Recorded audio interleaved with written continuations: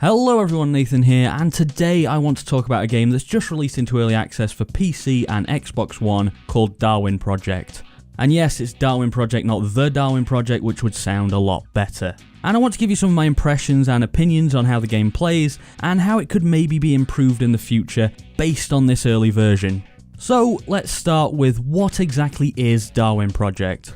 Well, it's another in the string of recent games in the Battle Royale genre, following on from the success of games like PlayerUnknown's Battlegrounds and Fortnite, and it differentiates itself from the others by having far fewer players, just 10, and including survival game elements. So you'll not only have to contend with other players, but you'll also have to gather resources, craft your own gear, and make sure you don't die from the cold. A typical round goes like this. You'll spawn in and immediately start gathering wood and leather, and then craft some basic items such as arrows, just in case you bump into another player early on. Then, if no enemies show up, you'll spend your time hunting for more rare items on the map, such as the electronics which slowly become available that give you extremely powerful abilities such as temporary invisibility or invincibility. All of that while gathering more resources and crafting some of the more difficult to acquire items, such as armor that negates the first damage you take. Then, as the zones of the map close down one by one, shrinking the play area, you'll be forced into closer and closer proximity with other players, and eventually you'll find yourself in a fight, and the last of the 10 players standing will be the winner. So with that formula, you'll find that most of the game actually isn't about the combat, but instead preparing yourself well so that when you do find yourself in a fight, you'll be at an advantage. And I have to admit that I actually prefer the resource gathering in this game to something like PUBG, where you just find items lying around. Crafting items from limited resources in Darwin Project forces you to make decisions based on what you need right now versus what will benefit you if you make it to the end. Sure, you could build up your armor, which is incredibly useful, but what if you run out of arrows mid-fight, or even need that wood you would have used crafting that armor to build a campfire and keep yourself warm? And there's a decent number of craftable items here that actually make those choices a bit difficult to make. It's quite a nice little risk-reward system and makes the early game pretty interesting. The mid-game though is where most of my problems lie. If you don't bump into anyone early enough, you can find yourself just wandering around for a long time doing effectively nothing, and the map may not be huge, but with only 10 players on it, there's a decent chance you won't see anyone for a while, especially before a lot of the zones are closed off. The game does have mechanics to try and negate that, with incentives for players to converge on the same location, and a tracking system whereby you can scan a looted resource to see where the player who looted it is right now. This results in a cat and mouse game as you track your enemy and they try to avoid you, and the stealth combat in the game makes for some of the more tense moments, when you see that you're being tracked and know that at any moment you could be hit from any angle. And the build up that creates, knowing that combat is about to happen, is one of the more enjoyable feelings in the game. In my opinion though, the tracking is a little too strong, as it effectively grants one player wall hacks for a significant period of time, and I'd much rather the system just pinged the enemy's location on the map every 5 or 10 seconds, instead of constantly following them. Even so, the stealth combat is one of the stronger aspects of the game. The combat when both players know they're in a fight though, not so much.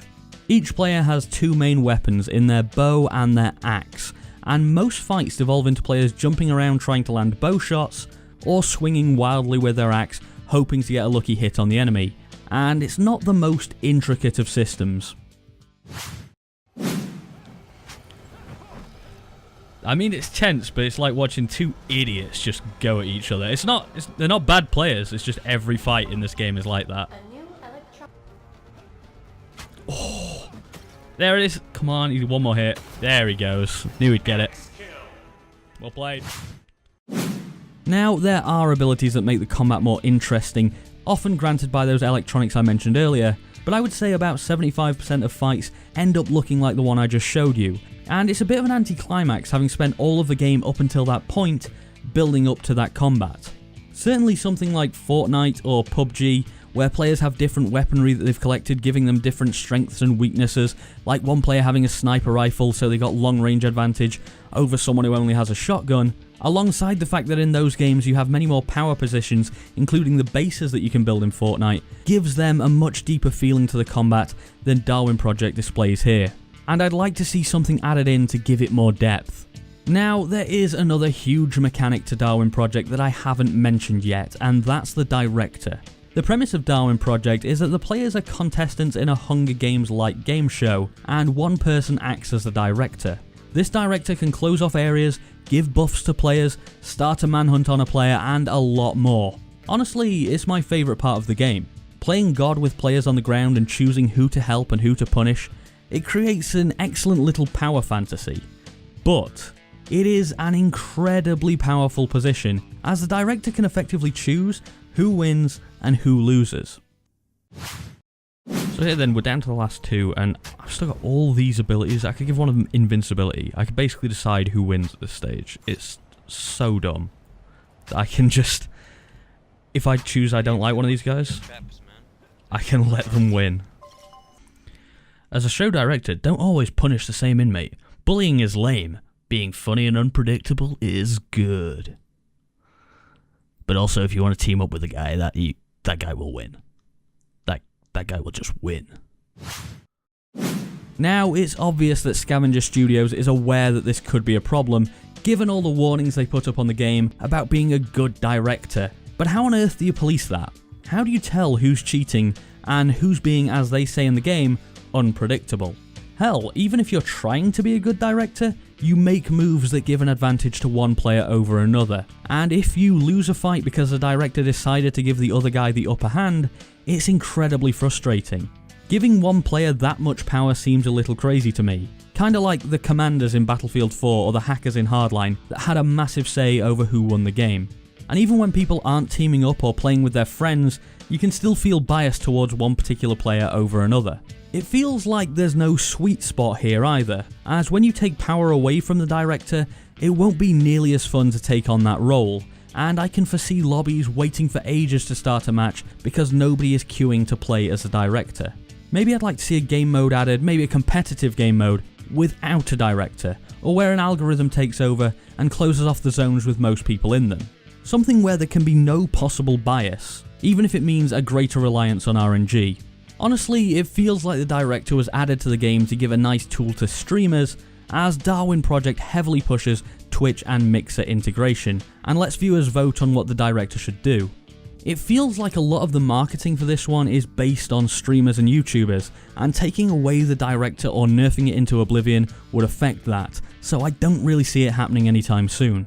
Now, I want to move on and talk about where I see this game going, since this is only the early access release version, and it feels like there's a lot more to do to make this a finished product.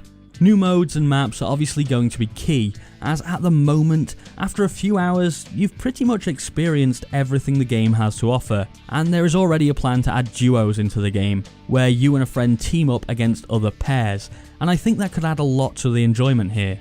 Trying to survive and build up your power with a friend, and then coordinating combat, sounds way more fun than doing it on your own, and I certainly know with Fortnite, I never play on my own because it's just not as fun as when I've got a friend or two backing me up. I also foresee a lot of cosmetic additions into the game, and those rewards could certainly help to keep players interested. And depending on how they choose to monetize, or hopefully not monetize that, it could be great for the game.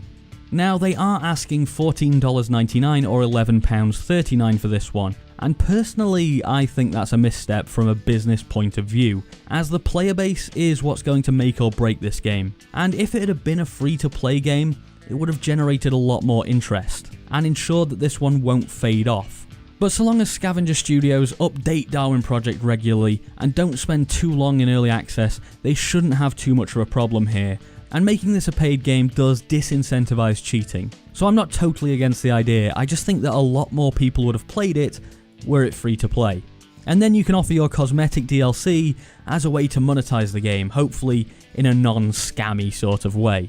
Overall then, I know we've talked about some problems with Darwin Project here, but they have a good core of a game on their hands. The graphical style is charming in a very Overwatch sort of way, the gameplay is different enough from other games in the genre to stand out, and I don't think I've ever been as nervous and physically shaking in a game as when it's down to me and one other guy trapped in the final zone hunting each other for the win. And when this game is working as the devs intended it to, it's an excellent experience. But right now, those moments are a little bit rarer than I'd like them to be, and the lack of balance and depth here may see players get bored very quickly if the game isn't rapidly added to and improved. I will say that although I've heard some issues with frame rates from one or two other players, I've personally found this to be one of the more polished early access games, having only had a couple of minor glitches, and my frame rates here were consistently above 60. Though be aware that I have been playing this on PC on a GTX 1080, so your experience may differ. Anyway, I intend to watch Darwin Project closely, seeing where it goes from here. It's got the potential to be a really high quality game, but I think in its current state, I've had my fill of it for now. I sincerely hope it reaches its potential though, because the concept here is one that I really like, and if they get it right, they could have something special. So that's about it for today. If you enjoyed the video, I'd be very appreciative if you'd click that like button down below, let me know what you think of Darwin Project in the comments, and subscribe for more like this if you haven't already. Anyway, I've been Nathan, thanks for watching, and I'll see you next time.